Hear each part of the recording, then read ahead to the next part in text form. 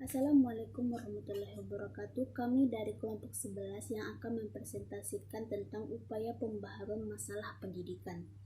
Sebelumnya yang terhormat kepada Bapak Drs. Syafril MPD selaku dosen pengampu pada mata kuliah dasar-dasar ilmu pendidikan. Saya akan memperkenalkan anggota saya, yaitu saya sendiri, Cindy Aflia Putri, Priska Putri Effendi, Latifah Rahmi. Pembaca materi pertama yaitu kepada Cindy Aflia Putri. Saya silakan. A. Tujuan pembaharuan pendidikan. Peranan pendidikan dan tingkat pengembangan manusia merupakan faktor dan dominan terhadap kemampuan untuk menghadapi masalah kehidupan sehari-hari. Masalah pendidikan bersifat kompleks sesuai dengan kehidupan masyarakat. Seberapa besar keterkaitan suatu masalah pendidikan dengan masalah ekonomi dan masalah sosial lain dalam masyarakat?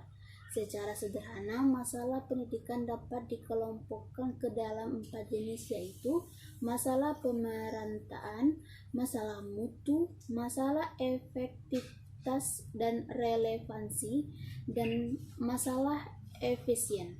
Selanjutnya kepada Priska Putri Effendi. Kepada Priska, saya persilakan. Baik, di sini saya akan menjelaskan materi selanjutnya, yaitu tentang faktor yang menyebabkan pembaharuan pendidikan di Indonesia.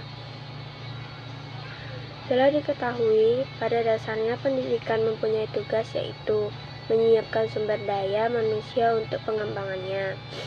Pembangunan dapat dikatakan sukses apabila seirama dengan tuntutan zaman.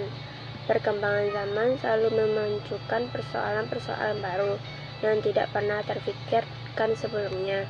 Faktor-faktor yang mempengaruhi dalam permasalahan di dunia pendidikan antara lain: permasalahan pokok pendidikan. 1. Bagaimana semua warga negara dapat menikmati kesempatan pendidikan.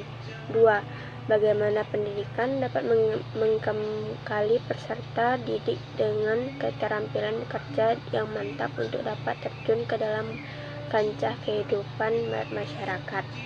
Sekian dan terima kasih. Selanjutnya C. Bentuk pembaruan pendidikan di Indonesia. Yang pertama, dengan adanya masalah pemerataan pendidikan, bentuk pembaruan dan solusinya adalah dengan cara konvensional, misalnya pembangunan gedung sekolah dan pergantian jam belajar. Yang kedua, pemecahan masalah terhadap mutu pendidikan dalam garis besarnya meliputi hal-hal yang bersifat fisik dan perangkat lunak, personalia, dan manajemen pendidikan. Yang ketiga, masalah efisiensi pendidikan perlu dioptimalkannya kebutuhan mengenai sarana dan prasarana.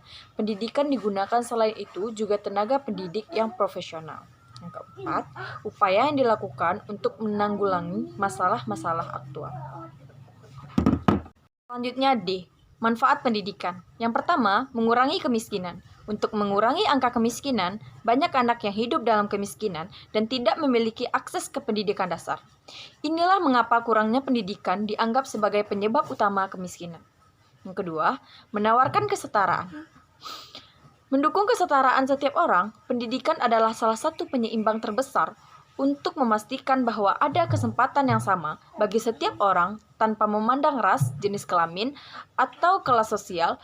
Diperlukan akses yang sama ke pendidikan. Yang ketiga, kesehatan.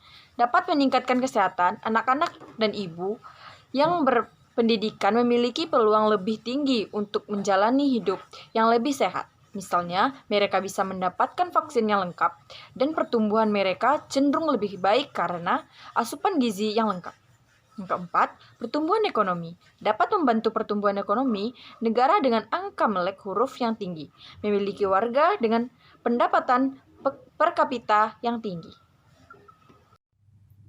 Itulah video presentasi kami dari kelompok 11. Jika kalau ada yang salah, lebih kurangnya kami minta maaf. Assalamualaikum warahmatullahi wabarakatuh.